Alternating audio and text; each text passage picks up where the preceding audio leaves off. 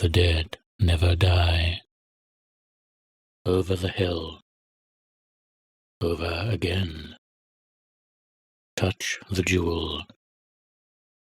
And live once more. Fight in the darkness. Die in the light. Over the hill. Over again.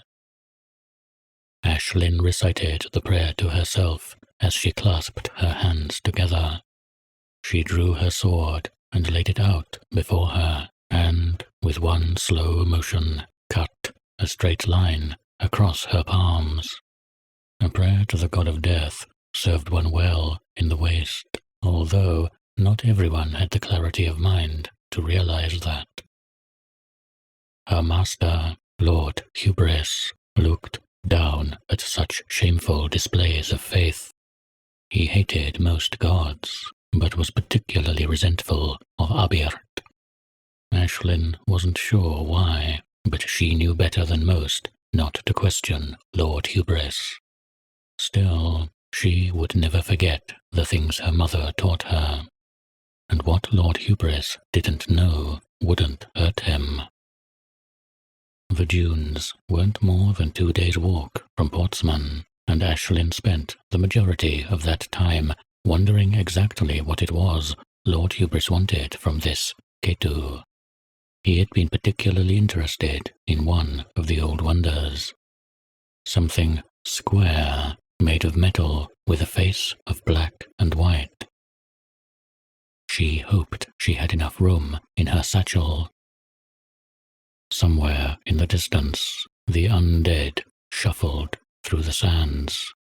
Their old home, the Ketu, lay half-buried. Its white walls were a stark contrast to the beige desert sand that covered this part of the waste. If the undead had any decency, they'd do the waste a favor and go back home. But the new men were exceptionally uncouth. Their behavior was more than enough to drive the most sensible travelers away, and if, for some reason, one were to think about approaching, the overwhelming amount of them in this part of the waste would deter almost anyone. Almost. Ashlyn slipped by the horde, trying her best to move with the sand as the breeze carried it toward the Ketu. The undead didn't have the best eyesight, and she probably didn't need to take such complicated precautions, but one could never be too careful. She cut open the door to the Ketu with the circular blade she procured earlier, careful not to make too much noise. The undead were a ways away from her, but sound travelled far on the sandy winds. Once a person-sized hole was cut into the door, Ashlyn descended into the Ketu. Ashlyn had been to places before, but this one was different. She could almost hear the ghosts of the old world speaking to one another in the walls. Fear starting to swell in her stomach, and Ashlyn squinted her eyes to see a bit better in the darkness. She explored the Ketu with her senses on high alert, marking doors so she wouldn't get lost. The halls reeked of death.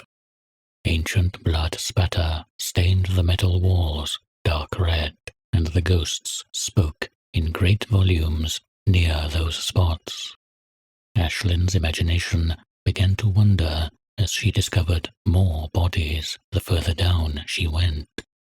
Surely some of the old ones had been killed and risen again as new men when their world ended, but it seemed not all of them met that fate. Hopefully, there wasn't anything down here that was still roaming the halls. Ashlyn steeled her nerves. Lord Hubris was not one to be disappointed twice. A shadow flickered at the end of the hall, and Ashlyn drew her sword. She said the prayer to Abert under her breath and touched the ring on her finger with his symbol on it, then approached.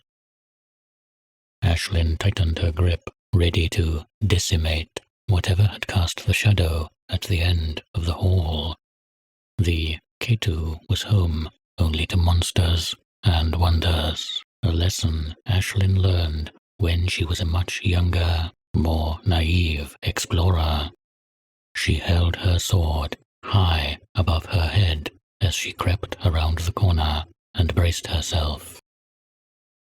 The only thing she saw was a small, familiar creature staring back at her with beady eyes.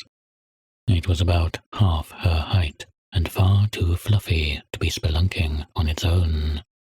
The creature barked and smiled back at her.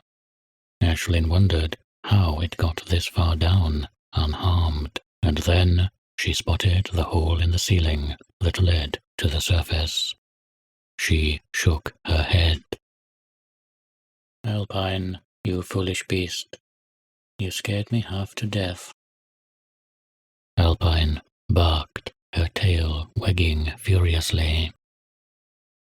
"Well, I suppose I couldn't ask for a more loyal companion, could I?" Ashlyn stroked the fur on Alpine's head and looked down the hall she emerged from. Dimly lit as it was, Ashlyn could still make out the markers on the wall she had left on her last visit. There were a few unexplored rooms, and perhaps that meant there were still more wonders to be had here. Ashlyn was usually far more cautious than this. She would often abandon a Ketu the second she heard a noise she couldn't recognize, or see something even remotely frightening. But Alpine's sudden appearance gave her a renewed sense of confidence.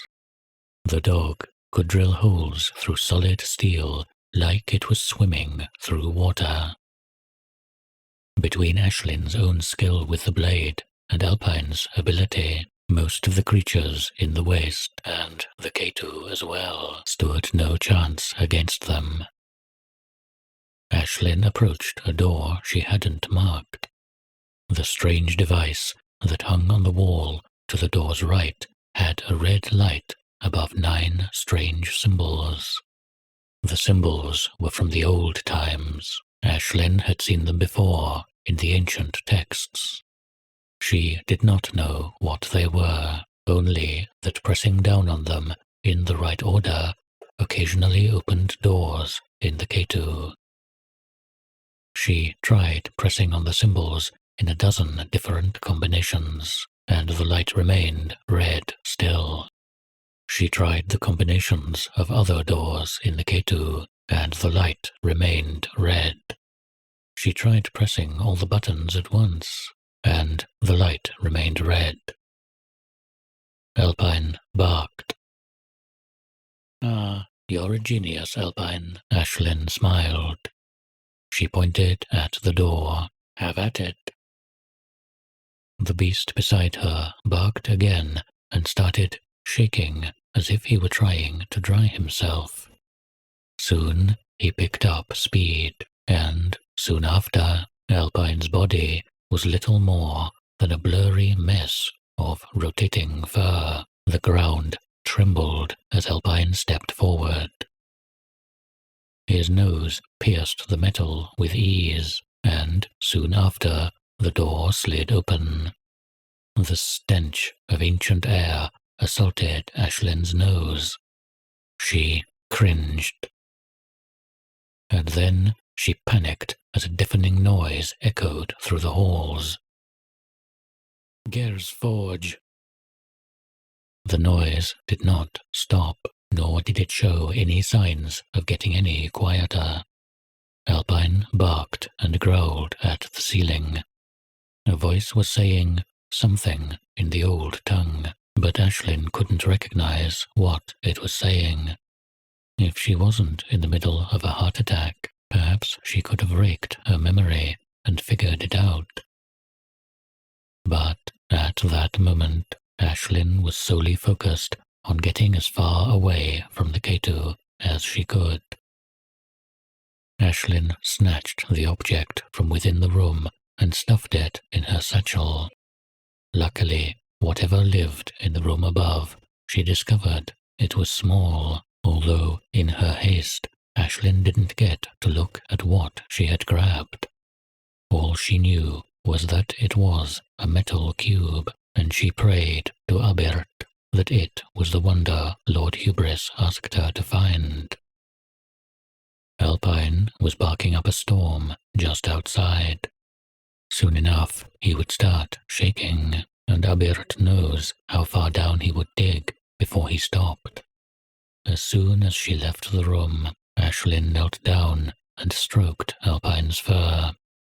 He was calmer now, soothed down from a raging bark into a constant growl. "We have to move," she yelled.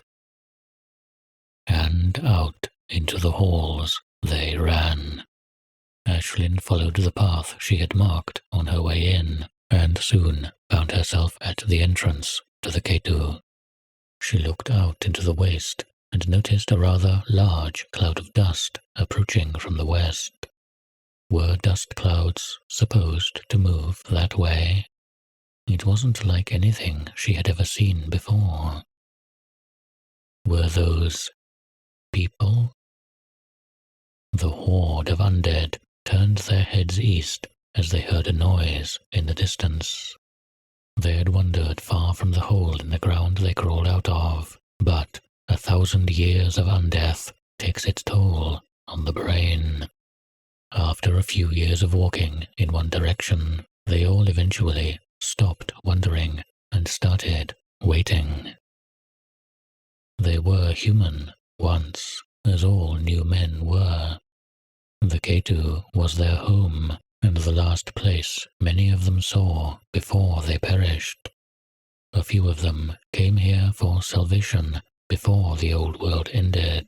More migrated just after it happened. Over the years, the old ones corralled here in search of something. Hope, maybe, or redemption. Either way, they all met the same fate. And there they all stood, one great collective of what remained of the old world's inhabitants.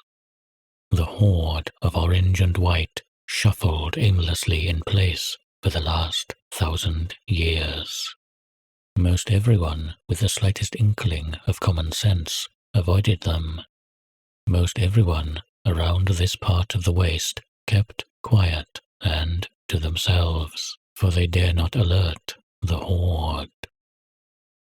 But they all heard that familiar sound coming from the east, and one by one they shuffled east to investigate. Ashlyn's heart nearly leaped out of her chest as she saw and realized the dust cloud was coming straight for her. She had an easy time sneaking around the new men the first time. They hadn't been paying any particular attention to anything before. But now they were active and in far too great a number to evade. Alpine barked at something down in the Ketu, then ran back into the red-tinted darkness. Ashlyn swore and ran after him. That stupid beast was her only companion in the waste, and she would be sent to the afterlife before she let something happen to him. "Alpine," she called as she chased the beast through the halls. "You're going the wrong way, foolish beast."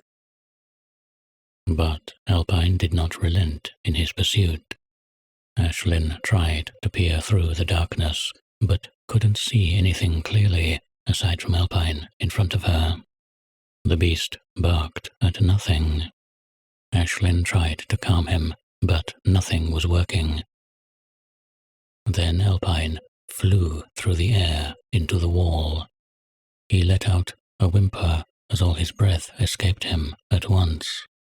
Ashlyn's heart skipped a beat. She lowered her sword so that the tip was level with her chin. She couldn't see whatever Alpine could, but that didn't mean it wasn't there. Ashlyn ran past Alpine and swung, letting out a shriek and connecting with the wall beside her. Sparks erupted from the strike. Vibrations shot through the blade and rocked Ashlyn's fingers. Her arm was trembling, but she didn't pay it any mind. Alpine was breathing heavily on the floor. Ashlyn noticed a wound on the beast, and how his blood was now mixing with the old, ancient blood that was already there. She swung again. Again, her blade met the wall.